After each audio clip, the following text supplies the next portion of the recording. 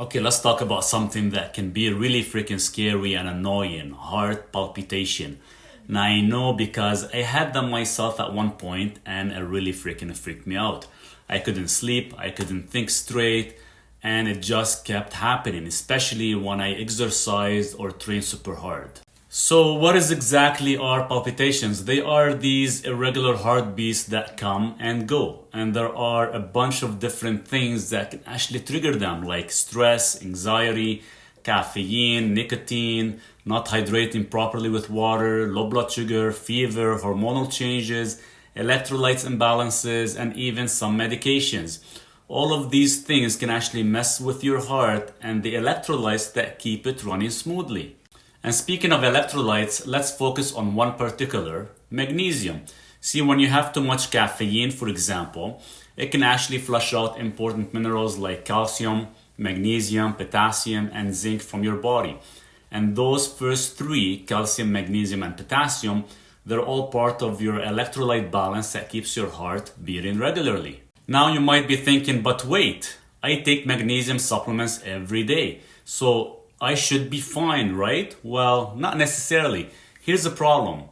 There are so many types of different magnesium supplements out there, and they all have different benefits depending on what they're mixed with. But the main issue is that a lot of these supplements don't actually have enough of the pure magnesium, which is called elemental magnesium, to really get into your cells and do its job. So let me give you an example.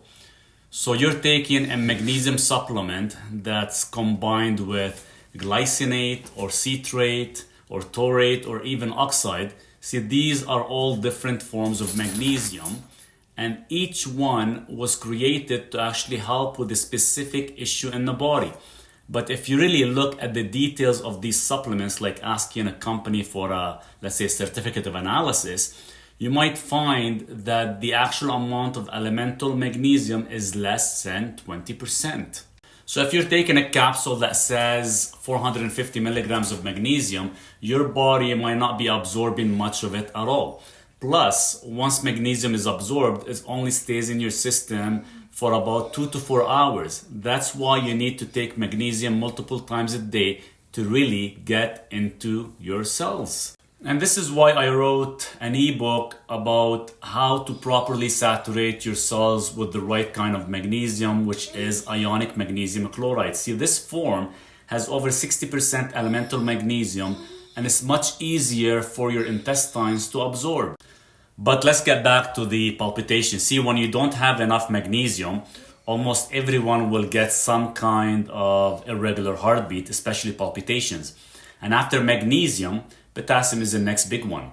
Now, in fact, about 88% of people don't get enough magnesium through diet. Why? Probably because most of our magnesium comes from plants and soil, and the average person in the world only eats about 1.5 cups of vegetables per day. But you really need around 7 to 10 cups of salad or 4 to 5 cups of cooked vegetables to get enough magnesium. Now you might be wondering, but wait, aren't you on a carnivore diet? Well, how do you get your magnesium? Well, it's true. I do follow a mostly meat-based diet, but I also do take magnesium supplements. And sometimes I add a little arugula, which is a green leafy vegetable, to my meals, but even then it's not nearly enough to get all the magnesium I need, especially because our soil is so depleted these days. And another thing to keep in mind, if you get a blood test that shows your magnesium levels are normal, that doesn't necessarily mean you have enough. See, about 99.8% of the magnesium in your body is inside your cells and not floating around in your blood. So unless you get a specific test that looks at the magnesium inside your cells, like intracellular magnesium test or an RBC magnesium test, you won't really know the true levels. Plus, a lot of things can actually deplete your magnesium. Stress, certain medications, eating too much protein, drinking too much caffeine, and even heavy exercise can all use up your magnesium stores. So it's totally normal to need anywhere between 800 to 1200 milligrams of magnesium per day because your body is constantly using it up.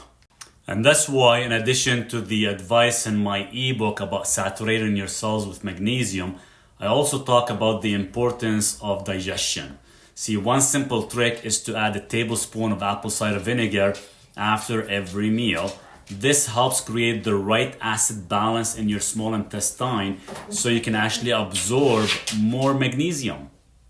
So to sum it up, see, palpitations can be caused by a lot of different things, but one of the big ones is not having enough magnesium. And even if you're taking magnesium supplements, you might not be getting enough of the right kind to really make a difference. And that's why where my ebook comes in, it teaches how to properly saturate your cells with the most absorbable form of magnesium.